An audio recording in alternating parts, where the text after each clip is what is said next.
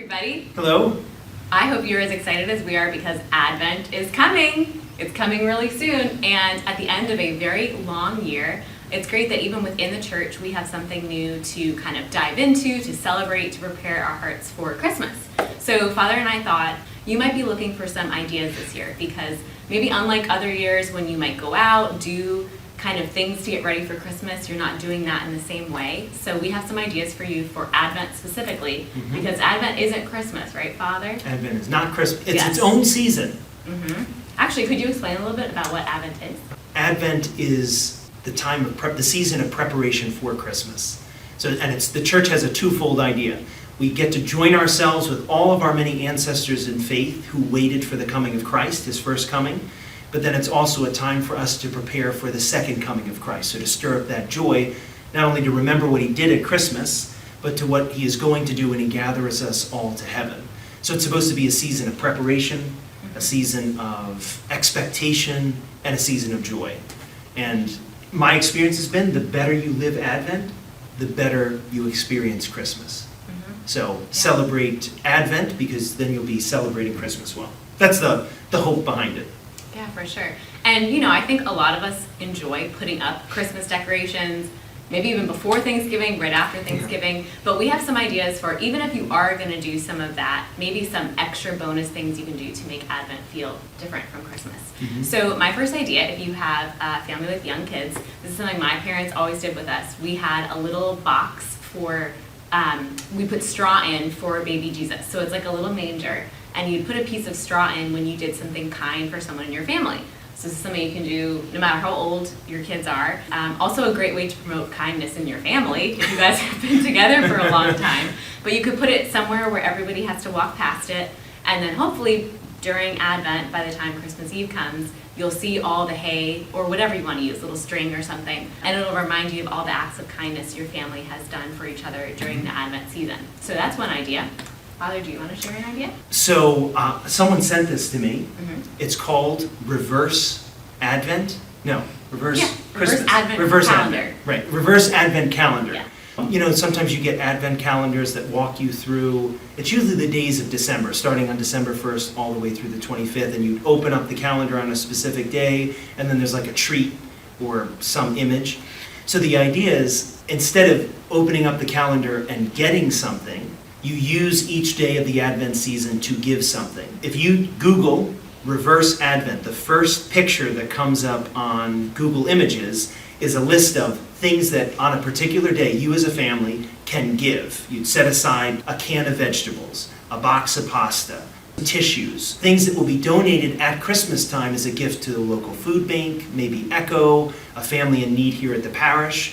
So that's a great family way of using Advent to give.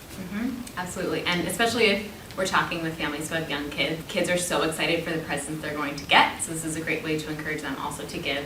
And kind of going along with that, often during Advent we remember the Christmas story, the Nativity story of Mary and Joseph on their journey to Bethlehem, and how I think sometimes we look at a pretty picture of that, but we forget how difficult that must have been. So as we recognize that trouble that they had and how they didn't have anywhere to stay, in your own community you can think of those who are homeless and in need. So another kind of service thing you could do with your kids is gather them around, get some snacks and water bottles, and make bags, and then put them in your car that have the water and the snacks. And you can give them to someone homeless that you pass on the street. And so maybe it'll just make you think too of, just as Mary and Joseph struggled to find a place to stay, we have people in our own community. So that's another idea for you. So far we have make a little manger for Jesus, a reverse Advent calendar. Advent calendar, yeah. Advent tree. Make little bags to give away to remember the journey to Bethlehem. And I think the one that's always classic, grew up doing this, I'm sure you did too, but the Advent wreath as a family. And the way that my mom would do it, my mom and my dad, it gave us a reason to pray together, to remember that it's Advent and we're preparing for Christmas, and we prayed as a family. So we had the wreath, we switched to lighted the candle, and then my mom got a little devotional book that would tell a little bit of the story from the gospel about Jesus, and then something we could learn from it and work on the next day.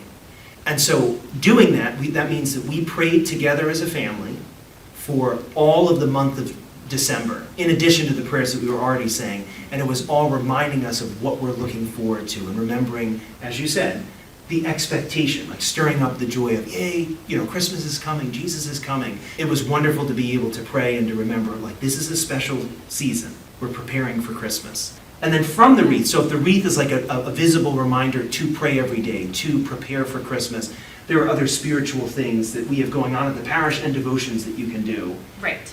And just a note before we even move on, some of you watching live with your own families. Some might be single, living by yourself. Others might be older, married to someone, but not living with children. You can be creative with these ideas. So like Father mentioned, Advent wreath. If you're living by yourself, it doesn't have to be at a family dinner.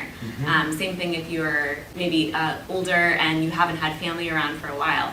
These practices aren't just for those with... Exactly, just with family. Yeah, a family. So just to keep that in mind. You can adjust and modify. Yep. So also I'll just add, talking about environment or thinking about your environment. Obviously people like putting up decorations. Father, you have some thoughts about saving Christmas for Christmas and Advent for Advent. Yeah. I think if you're going to add in a little Christmas, maybe save something special just for the Christmas season. So don't pull all of your decorations out during Advent.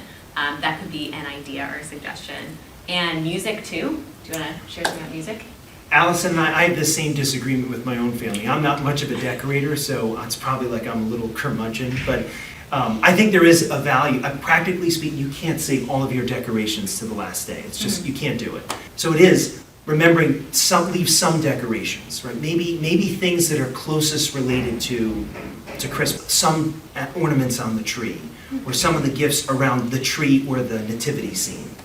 You save things. But the music, you're going to be inundated with Christmas music, and Christmas music gives lots of joy, and it's not bad to listen to Christmas music. But maybe you can, as a family, you can sprinkle in some Advent music. So there are various Christian singers that have Advent albums. I know on Spotify, for example, there is an Advent playlist. The church has a lot of Advent songs. So if you sprinkle in at times Advent music to the Christmas music, you're also remembering we're preparing for Christmas. And the way that we prepare is the season of Advent. That's why the church gives it to us. And it's good to teach your kids that, right? There's a distinction between Advent and Christmas, and we even have music for it. Right, right. And in your manger, sitting here right now, we don't have Jesus in the manger because he hasn't come yet. So you could have a little Advent reminder under your tree. And for music, Matt Maher has a really great Advent album if you want to look for that. How do you spell his last name? M-A-H-E-R. Matt Maher. He's great. He should come to Nativity sometime. That's right. I think the last thing which would be dealing with the prayer. Always, anytime there's a season like a major holiday, the best way you prepare for anything in life, go to confession. There is no better way to prepare for anything. Any event in your life is a great excuse to go to confession. But especially Christmas and the Advent season. How do you prepare to make room in your life for Christ? You get rid of sin, the sacrament of confession. So here at the parish, we are going to have, during all 4 weeks of Advent, additional times for confession with additional priests. We want people to come. It's socially distant. It's safe. So every Wednesday night, beginning at, I believe, 7 o'clock, here in the church, there will be several priests available. And then on the final week before Christmas, we'll have additional confessions even on Monday prior to Christmas, so that you come. And that's in addition to the Saturday times that we have. We want to make confession very available for you to come and receive the sacramental grace of forgiveness. Yeah, and I think too, the reason why some people actually like Lent, switching seasons, is because culturally it's kind of encouraged that you do something extra, and I think some people need that challenge. So you could also say, okay, this Advent, maybe I'll make sure I get to confession, or read something different, read through the Gospel of Luke. What were you saying? It lines up well. The Gospel of Luke is 24 chapters long. So if you begin on December the 1st and read one chapter a day, the whole story of Christ, what we're celebrating on Christmas, the beginning of that story, the whole story of Christ, you will have read through and meditated on by Christmas Eve. And kind of going along with that, that's what you can do by yourself. Try to build community during this time. So if you are living alone, or you don't have many people that you can practice your faith with, maybe try to invite someone to come to confession with you, or to come to adoration. We have Tuesday night adoration here at the parish. So if you have anything that you do with your family, please feel free to comment below. We'd love to read what you're doing. Maybe you guys can encourage each other as you come up with ideas for Advent. And we hope to see you around soon. Amen. God bless you.